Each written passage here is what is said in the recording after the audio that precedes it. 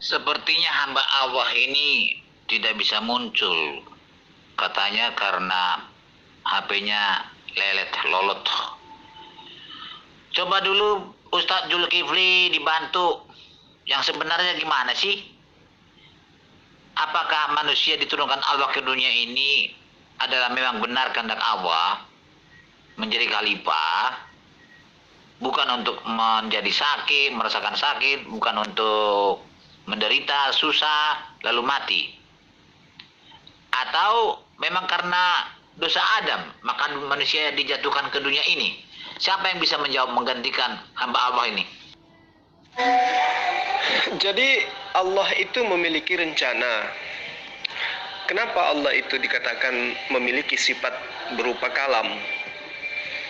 Kalam itu nantinya akan mengakibatkan adanya firman, dan firman itu adalah kehendak, dan kehendak itu adalah rancangan. Ketika Allah ingin menciptakan makhluk bernama manusia untuk mengisi bumi sebagai khalifah, komponen-komponen yang terkait dengan sisi kehidupan manusia itu memang sudah diatur oleh Allah. Itu yang perlu Tuan Lamsen pahami dengan baik. Jadi tidak ada akibat dosa sehingga Adam itu dikeluarkan dari Taman Eden. Nggak ada, atau Jannah. Tidak ada. Tetapi itu adalah merupakan skenario Allah. Apa itu skenario Allah? Kehendak Allah. Apakah ada kekuatan di muka bumi ini yang mampu mengatur dan mengemudikan kehendak Allah selain daripada apa yang Allah kehendaki? Tidak ada. Semua berjalan sesuai dengan kehendak Allah. Allah yang menginginkan supaya Adam itu larinya ke muka bumi sebagai tempat dia untuk beranak cucu. Dan itu merupakan sebuah konsep yang merupakan acuan daripada terciptanya Adam melalui keinginan Tuhan. Iya toh?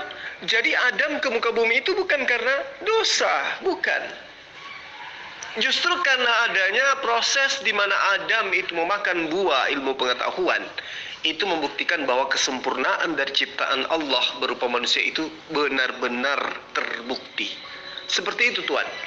Jadi Adam itu ke bumi memang untuk mengisi bumi. Ya.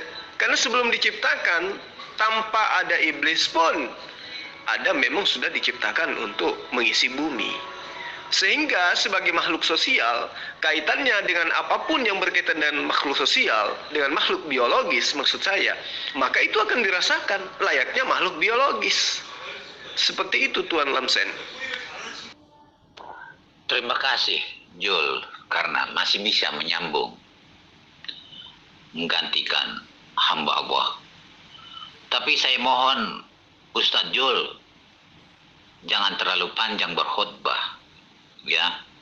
Tapi walaupun panjang, dapat saya ambil kesimpulan bahwa menurut Ustadz Jul, manusia Adam diciptakan Allah memang sudah rencana Allah ke dunia ini, bukan karena dosa Adam, makanya dia ditempatkan di dunia ini.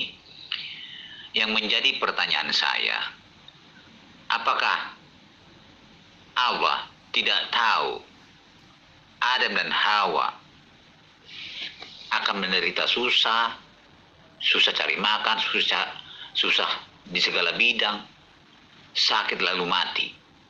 Apakah Allah tidak tahu manusia akan mengalami itu nanti di dunia ini? Bagaimana itu Ustadz Jul? Tolong dijawab dengan to the point saja, jangan khotbah dulu. Nanti saya tidak tahu mana yang saya komentari nanti, jadi sulit diskusi seperti ini. Tolong yang singkat-singkat saja. Allah itu maha tahu Tuan Lamsen. Jadi apapun yang terjadi terhadap manusia itu sudah diketahui oleh Allah. Allah itu maha tahu. Tidak ada yang lepas dari pengetahuan Allah, meskipun hal yang paling terkecil sekalipun. Seperti itu Tuan. Pak Ismail, maaf ya Pak Ismail.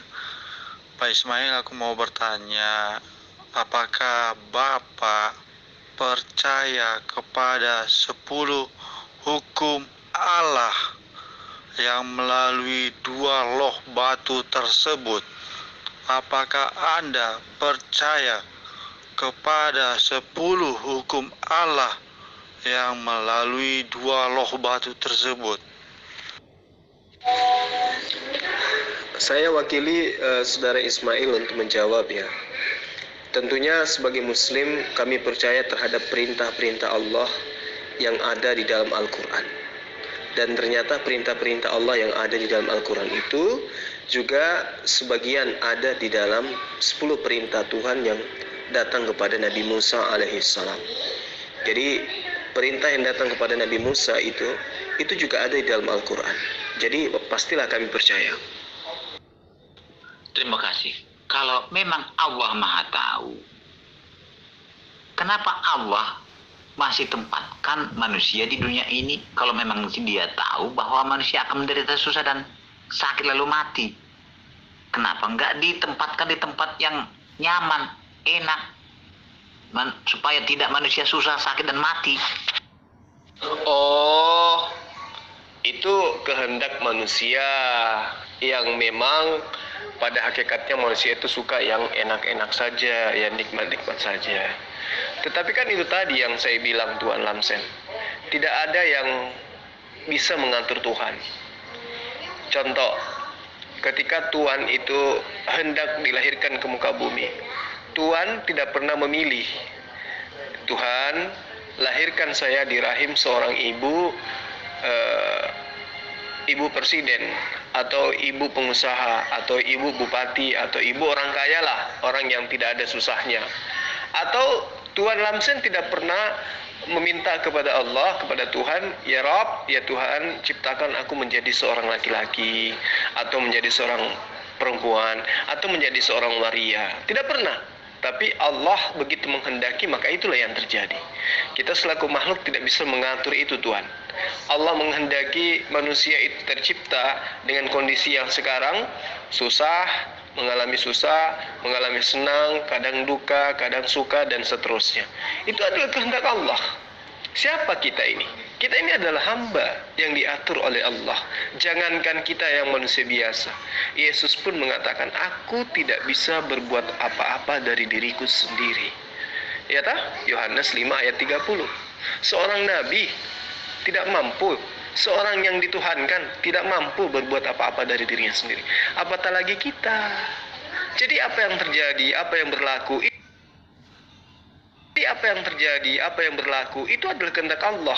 Tidak ada yang bisa merintangi, tidak ada yang bisa menghalangi itu, Tuhan. Itulah yang disebut sebagai Sang Pencipta, Sang Penguasa, bukan malah Sang Maha Lemah. Terima kasih, Jul. Oh, rupanya Allah Subhanahu wa Ta'ala itu menghendaki manusia itu menderita susah, kena gempa bumi, susah karena tsunami, karena penyakit, susah cari makan, lalu mati. Allah memberikan hal-hal yang sangat buruk kepada manusia, Zulkifli. Buruk menurut Tuhan, tapi belum tentu buruk menurut saya. Saya syukur-syukur Tuhan diciptakan menjadi manusia. Syukur-syukur saya tidak diciptakan menjadi kotoran. Ya kan? Jadi itulah manusia. Orang yang dikategorikan sebagai orang yang beriman itu adalah orang yang banyak bersyukur. Karena wujud daripada rasa syukur kepada Allah, maka kita mewujudkan rasa syukur itu dengan apa? Dengan taat terhadap perintah-perintahnya dan menjauhi larangan-larangannya. Orang yang kufur nikmat itu akan selalu mengatakan bahwa kenapa Allah membuat saya sengsara? Kenapa membuat Allah itu tidak adil? Kenapa saya tidak diciptakan seperti ini, seperti itu? Kenapa saya harus begini dan kenapa saya harus begitu? Itulah wujud daripada orang yang ingkar terhadap nikmat Allah. Diberikan mata dua. Orang yang diberikan dua mata harusnya kenapa ya? Allah itu maha pengasih, maha penyayang terhadap saya. Tetangga saya matanya cuma satu. Ya kan? Yang dikasih mata satu, kalau dia itu adalah orang yang beriman, alhamdulillah saya dikasih mata satu, daripada tetangga saya tidak punya mata sama sekali. Yang tidak punya mata sama sekali pun mengatakan, alhamdulillah Allah menciptakan saya dengan buta, tapi saya masih bisa mendengar. Tetangga saya tidak punya telinga. Begitu seterusnya. Itu ketika orang itu beriman dengan taat kepada Allah, bersyukur terhadap apa yang dimiliki dari Allah. Syukur-syukur Tuhan diciptakan menjadi manusia. Saya tidak bisa bayangkan kalau Lamsen dan Buah itu diciptakan menjadi monyet atau semut atau kotoran. Jadi Allah itu maha berkehendak, tidak ada sosok makhluk yang bisa memprotes ketika Allah itu menciptakan sesuatu itu. Yang memprotes terhadap ciptaan Allah itu adalah orang yang kufur. Gitu loh, Pak. Jadi kalau misalnya Tuhan langsung mengatakan, oh jadi Tuhan itu menciptakan manusia untuk sengsara. Sengsara menurut Tuhan, belum tentu menurut orang lain. Artinya Allah Subhanahu wa ta'ala itu Allah yang maha jahat, tidak memberikan yang terbaik kepada manusia. Loh, kalau Anda mengakui bahwa Yesus itu adalah Tuhan, maka Tuhan Lamsen pun harus mengatakan itu. Oh, Yesus itu adalah Tuhan yang maha jahat. Kenapa? Buktinya Anda merasa sengsara kan sekarang? Anda lapar, Anda ketakutan, Anda kehausan, Anda mati. Siapa yang menciptakan Anda? Menurut Anda Yesus. Berarti Yesus itu adalah Tuhan yang maha jahat. Iya toh? Atau Anda mengatakan saya diciptakan oleh Hasim. Berarti sama. Hasim itu maha jahat. Kenapa? Karena kondisi-kondisi itu terdapat pada diri Tuhan. Jangan Anda menyalahkan Allah. Tetapi serahkan yang Anda sembah. Ketika apa yang Anda alami sekarang itu menurut Anda itu adalah merupakan sebuah kutukan. Ya toh? Tapi bagi kami umat Islam, nikmat hidup yang diberikan kepada kami itu adalah merupakan nikmat yang paling sempurna dan tidak bisa kami membalasnya kepada Allah. Ya toh? Jadi pandangan kita terhadap itu sungguh berbeda, Tuan Lamsen. Umat Islam itu bersyukur terhadap apapun yang Allah berikan kepada kami. Berupa penyakit pun kami bersyukur. Diberi sakit gigi pun kami bersyukur, membuktikan bahwa gigi kami masih ada. Orang yang sudah tidak ada giginya tidak pernah lagi merasakan sakit gigi karena tinggal gusi, kan kasihan. Tapi orang yang masih merasakan sakit gigi itu membuktikan bahwa dia harus bersyukur karena masih memiliki gigi. Seperti itu Tuan Lamsen. Jul, jangan lari dulu ke Alkitab. Itu nanti kita bahas khusus. Bisa itu. Yang saya tanya, kalau Allah tahu bahwa manusia itu akan menderita susah, sakit, menderita segala macam kesulitan, lalu mati, kenapa Allah biar tempatkan lagi di dunia ini? Kenapa bukan Allah memberikan tempat yang nyaman kepada manusia? Kalau masalah itu Jul, nanti kita bahas, bisa. Jadi jangan kita campur adukan ajaran Alkitab dengan ajaran Al-Quran. Supaya jangan amburadul. Begitu Julia, tolong dijawab dulu. Ar-Rahman 'allamal Qur'an khalaqal insan 'allamahul bayan asy-syamsu wal qamaru bihusban wan najmu wasy-syajaru yasjudan was-samaa'a rafa'aha wa wada'al mizan alla tatghaw fil mizan wa aqimul wazna bil qisti wa la tukhsirul mizan wal arda wad'aha lil anam fiha fakihatun wan nakhlu zatul akmam wal habbu zul asfi war rayhan fabi ayyi ala'i rabbikuma tukadziban. Maka nikmat Tuhanmu yang mana lagi yang kamu dustakan Tuan Lamsen? Allah telah menciptakan manusia dengan begitu sempurna, menciptakan manusia dengan penuh keseimbangan, memberikan fasilitas kepada manusia lengkap, baik jasmani, rohani, lingkungan hidup dan tatanan hidup, serta Allah juga memberikan aturan-aturan hidup melalui perantaraan Nabi dan kitab suci. Jadi apa yang Anda sesalkan menjadi manusia, Tuan Lamsen? Ya, di dalam Al-Quran jelas Allah menciptakan seluruh ciptaannya, yang paling sempurna adalah manusia. Ya. Kenapa kemudian Tuan Lamsen itu kufur terhadap kenikmatan itu? Ustadz Jul, saya merasa tidak sempurna, Ustadz Jul. Saya menderita susah di segala bidang. Cari makan, susah. Sakit perut selalu. Iya, banyak penderitaan saya. Sakit dan saya takut mati. Itulah makanya saya ingin masuk surga, katanya ada di sana hidup kekal itu. Ini tidak sempurna namanya nih Jul, tidak sempurna nih. Saya tidak mau di dunia ini menderita susah sakit, segala macam penderitaan. Manusia lihat ini, corona segala macam, banyak tidak makan, sampai bunuh orang, segala macam kesulitan ada di dunia ini Jul. Apakah ini yang baik? Ini sangat buruk bagi saya. Ini tidak baik bagi saya Jul. Saya mau ke tempat yang tidak ada penderitaan. Saya mau hidup kekal selama-lamanya, Jul. Itu yang baik. Masa Allah membiarkan saya seperti ini? Fabi'ayyi ala'i rabbikuma tukadziban sanafrugu lakum ayyuhal thaqalan fabi'ayyi ala'i rabbikuma tukadziban.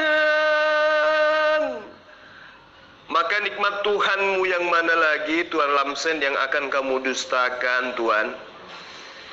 Tuhan memberikan perhatian sepenuhnya kepadamu, Tuan Lamsen. Untuk itulah kemudian kesempurnaan atas nikmat Tuhan kepadamu itu harus kamu syukuri. Tuan Lamsen mengatakan di dunia ini saya sengsara, sakit perut, takut corona dan lain sebagainya, takut mati dan seterusnya. Tapi itu adalah ketentuan Tuhan. Tidak ada kekuatan yang mampu untuk melawan ketentuan Tuhan tersebut. Kalau Tuhan mengatakan saya sakit perut, saya sakit gigi, itu usianya paling juga 80 tahun, Tuan. Iya toh? Habis itu udah selesai penderitaan di muka bumi ini. Tapi di neraka, Tuan, kekal selama-lamanya. Dan siksaannya itu berjuta kali lipat daripada perihnya siksaan yang Anda rasakan di muka bumi ini. Nah, supaya Anda tidak masuk ke dalam kesengsaraan yang berpanjang tidak ada henti-hentinya, maka ikuti instruksi Yesus. Apa instruksi Yesus? Hidup kekal itu adalah mereka mengenal Engkau satu-satunya Tuhan, la ilaha illallah, dan mengenal Aku sebagai utusanmu, ana Rasulullah. Itu ajaran Yesus, Tuhan, supaya Tuhan tidak masuk ke dalam siksaan api neraka. Apa kata Yesus dalam gospel? Maukah engkau kuajarkan kepada siapakah engkau harus takut? Kata Yesus. Yesus menjawab, takutlah engkau kepada Allah yang setelah membunuh manusia, Dia mampu melemparkan manusia ke dalam api neraka. Kalau Yesus itu Maha Kasih, kalau Yesus itu datang membawa pengampunan dosa dan penebusan dosa, maka Yesus tidak akan pernah mengancam seperti itu. Maukah aku ajarkan kepada siapakah engkau takut? Kata Yesus, takutlah kau kepada Dia yang apabila yang mampu membunuh manusia dan setelah membunuh mampu melemparkan manusia ke dalam api neraka. Itu. Jadi kalau Tuhan merasa sengsara di muka bumi ini, bersyukurlah Tuhan. Kenallah Allah itu seperti apa, kenallah Yesus itu seperti apa. Jangan Anda mengenal Allah, mengenal Yesus seperti ajaran Paulus. Karena Anda akan sengsara di dalam neraka dengan siksaan yang kekal. Seperti itu, Tuan Lamsen. Kemana Ustadz Jul? Apakah terdiam atau gimana ini? Nggak dijawab-jawab ini. Ya ma'syaral jinni wal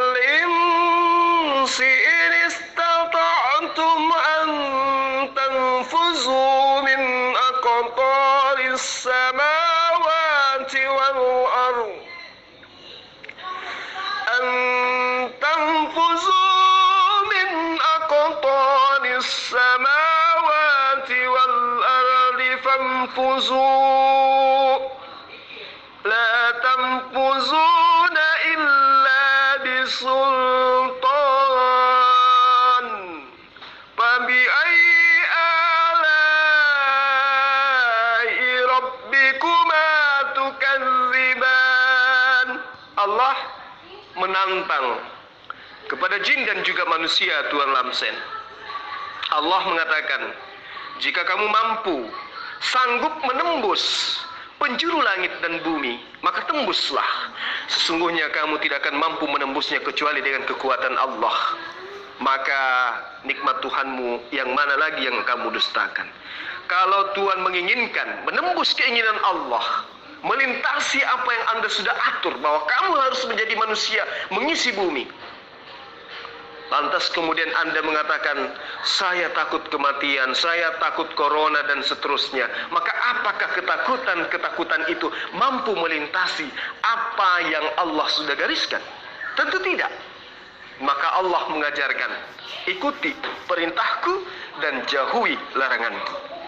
Makanya Allah mengatakan dalam surah Al-Maidah dan juga Al-Baqarah, kafirlah orang yang mengatakan bahwa Allah adalah salah satu di antara 3 Tuhan yang disembah oleh orang-orang kafir.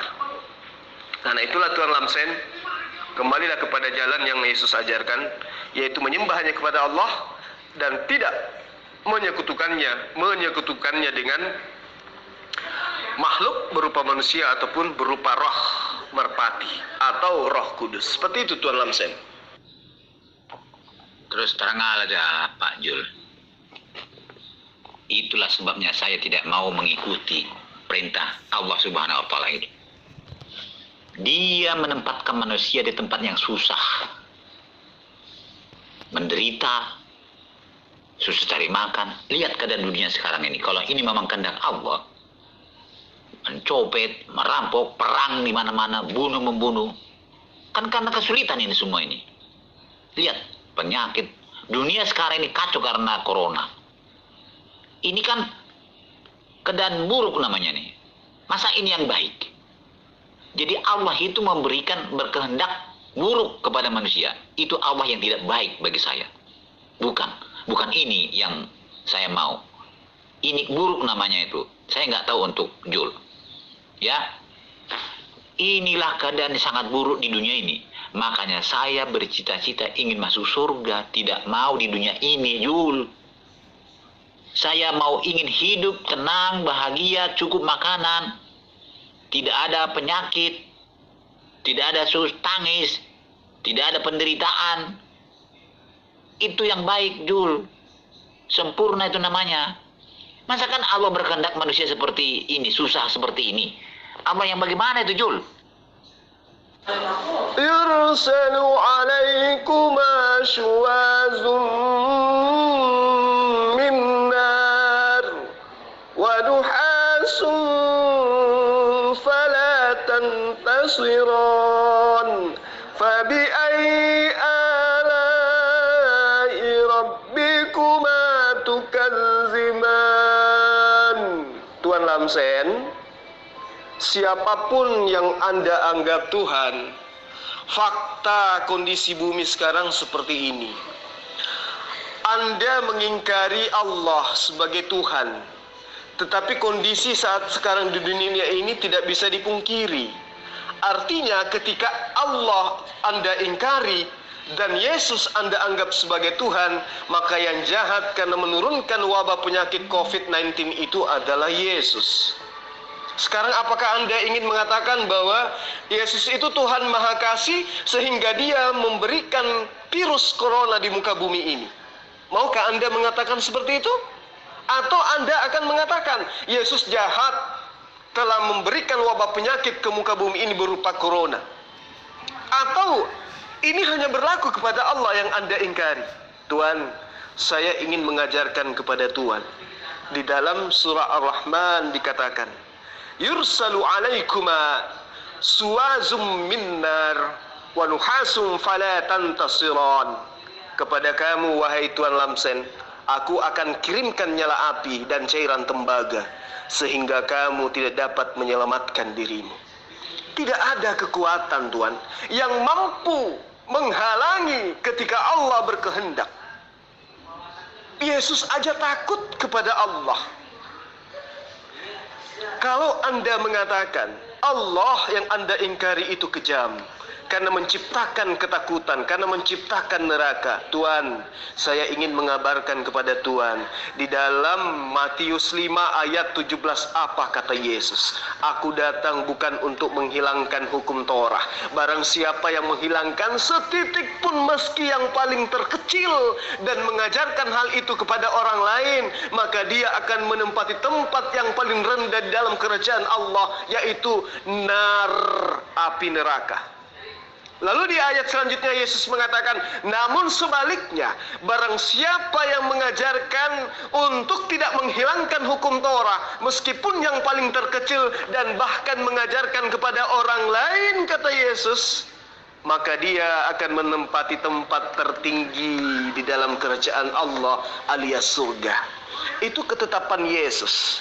Belum lagi kalau Tuhan melihat di dalam kitab Wahyu, barang siapa yang menghilangkan perkataan-perkataan di dalam kitab ini, maka dia akan mendapatkan siksaan-siksaan. Barang siapa yang mengurangi, barang siapa yang menambahkan, itu di dalam ayat 18 dan 19, maka dia akan mendapatkan hukuman-hukuman sesuai yang tertulis di dalam kitab ini. Jadi aturan Tuhan itu tidak bisa kita hilangkan hanya karena dengan alasan takut, hanya karena alasan kita sengsara, hanya karena tuduhan kita ingkar terhadap apa yang diinginkan oleh Allah. Maka dikatakan dalam Al-Quran, Fabi ayyi ala'i rabbikuma tukazziban. Jadi Tuan Lamsen, kalau Anda mengatakan atas kekufuran Anda Allah itu jahat, sekarang faktanya corona ada di muka bumi. Siapa Tuhan Anda? Yesus. Berarti Yesus itu jahat karena telah mengirimkan virus corona kepada Tuan Lamsen. Maka bersyukurlah. Oke lah, Ustadz Jul. Sepertinya Anda tidak bisa memberikan jawaban yang tepat kepada saya. Mengalihkan kepada Yesus. Yesus tidak pernah menginginkan dunia seperti ini. Itulah sebabnya dia datang untuk menyelamatkan manusia, melepaskan manusia dari derita dan kematian kekal selama-lamanya. Ini bukan keinginan Yesus. Ini bukan kehendak Yesus. Yesus tidak membuat corona seperti ini. Itu Jul. Masalah Yesus bisa kita diskusikan di lain kesempatan. Saya pun akan off, Jul. Kamu bacakan ayat Al-Quran tidak saya mengerti. Kamu tidak mau menjawab saya punya pertanyaan. Selamat malam. Insya Allah Jul memahami apa yang ada dalam hati saya. Karena Allah Subhanahu wa Ta'ala tidak memberikan yang terbaik kepada manusia, maka Allah Subhanahu wa Ta'ala tidak saya ikutin. Saya mengikuti Tuhan Alkitab yang Maha Pengasih dan Maha Penyayang, dan telah membuktikannya, memberikan yang terbaik kepada manusia. Tapi oleh karena kesalahan manusia, dosa itu, maka saya menderita seperti ini. Maka Tuhan itu sendiri datang menjadi manusia, melepaskan saya dari dunia ini. Dan jika saya mau mengikuti dia, saya akan masuk surga, mendapat hidup kekal, kebahagiaan kekal, tidak ada kesusahan, tidak ada derita tangis pun di sana. Itulah misi kedatangan Yesus ke dunia ini. Terima kasih Tuhanku Alkitab. Tuhan Alkitablah yang paling baik, yang memberikan yang terbaik kepada manusia. Penderitaan ini, kesusahan ini adalah akibat dosa manusia, bukan karena kehendak Tuhan kami, tapi ini adalah kehendak Allah Subhanahu wa Ta'ala. Makanya saya tidak mau mengikuti Allah Subhanahu wa Ta'ala. Terima kasih Jul. Insya Allah kita bertemu kembali di lain kesempatan. Berarti Yesus tidak bisa apa-apa, karena faktanya corona masih ada. Kalau Yesus datang untuk membebaskan manusia dari kesengsaraan-kesengsaraan yang Anda sebutkan tadi, buktinya Yesus sudah datang. Anda masih lapar, Anda masih takut, corona masih ada. Berarti apa guna Yesus itu datang?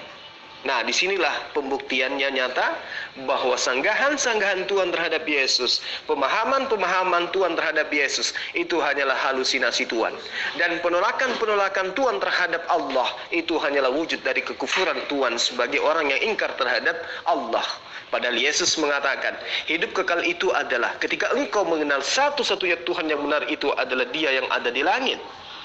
Dan hidup kekal itu adalah engkau mengenal aku sebagai utusan Allah. Tapi fakta sekarang, Tuhan menyanjung Yesus. mendudukkan dia setara dengan Tuhan, bahkan menganggapnya dia adalah Tuhan, maka apa yang akan Anda dapatkan nanti di akhirat?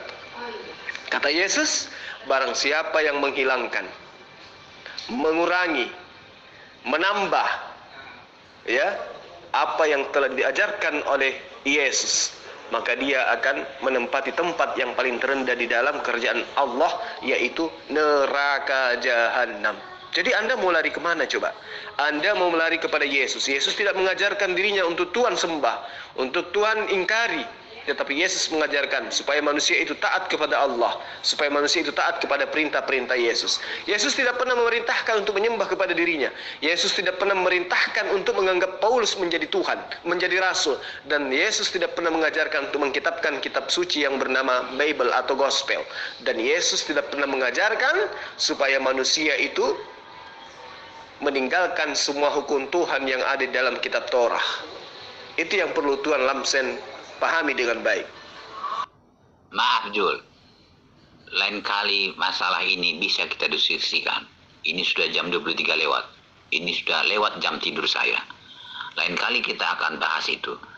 Yang jelas, Allah Subhanahu wa Ta'ala menghendaki manusia menderita susah, sakit, merana, lalu mati. Itulah sebabnya saya tidak mau mengikuti Allah Subhanahu wa Ta'ala itu.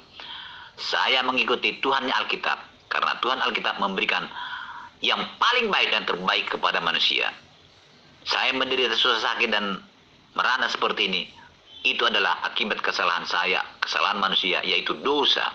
Itulah sebabnya Yesus datang ke dunia ini untuk melepaskan saya dari penderitaan ini. Nanti kelak, setelah dia datang kembali ke dunia ini, dia akan mengangkat saya ke surga, di mana di sana tidak ada penderitaan, tidak ada derita, tidak ada duka, tidak ada tangis. Selama saya masih di dunia, sebelum Yesus angkat saya ke surga, saya masih menderita sakit lalu mati. Insya Allah saya akan bisa ikut Yesus ke surga nanti kalau dia sudah datang di hari yang kedua kalinya. Terima kasih Jul, selamat malam, sampai jumpa lagi. Loh, gimana sih Tuhan ini? Tadi katanya Tuhan itu sakit perut, takut corona, sakit gigi, dan sebentar lagi mati. Nah, kalau Allah itu bukan Tuhan, berarti yang Tuhan adalah Yesus. Nah, kondisi sekarang Tuhan itu mengimani Tuhan Yesus. Berarti yang membuat sakit gigi adalah Tuhan Yesus. Yang membuat sakit perut adalah Tuhan Yesus. Yang membuat Anda kelak akan mati Tuhan Yesus. Yang membuat Anda sengsara, takut corona adalah Tuhan Yesus. Jangan giliran yang busuk-busuknya Anda baru akui bahwa Allah Subhanahu wa Ta'ala itu ada, yaitu Dia yang menciptakan kesengsaraan, sementara yang menciptakan kenikmatan hanya Tuhan Yesus. Berarti Anda mengimani ada dua Tuhan. Kalau menurut orang yang akalnya sehat, Tuhan Lamsen, Tuhan itu hanya satu. Kalau Dia adalah Allah, maka kesengsaraan, kenikmatan, segala apapun itu yang menciptakan adalah Allah. Tapi kalau Yesus itulah Tuhan itu, berarti yang menciptakan sakit perut, sakit gigi, corona, orang mati dan lain sebagainya, kesengsaraan dan seterusnya, berarti yang menciptakan itu Yesus. Tidak mungkin ada dua Tuhan. Yang menciptakan orang sengsara adalah Allah, yang menciptakan orang senang adalah Yesus. Itu pemahaman orang yang otaknya nggak sampai satu, cuma setengah. Itu pun kurang dari seperempat menurut saya. Kalau Tuhan itu memang adalah Allah, berarti benar Dia yang menciptakan hal-hal yang merupakan kesengsaraan, tapi juga memberikan kenikmatan-kenikmatan. Tapi kalau Yesus itu yang adalah Tuhan, bukan Allah, berarti yang menciptakan kesakitan dan seterusnya, corona dan seterusnya, itu adalah Yesus. Nah sekarang menurut Tuhan, yang mana yang Tuhan? Allah Subhanahu wa Ta'ala atau Yesus? Pasti Tuhan akan mengatakan, Yesus dong. Nah, yang menciptakan semuanya itu adalah Yesus. Sudah, selesai. Saatnya Anda diterapi. Besok minum obat. Kecuali mencret bang. Kalau mencret bukan itu dari laler itu bang. Mencret diare itu, bukan dari Tuhan Yesus itu. Allah.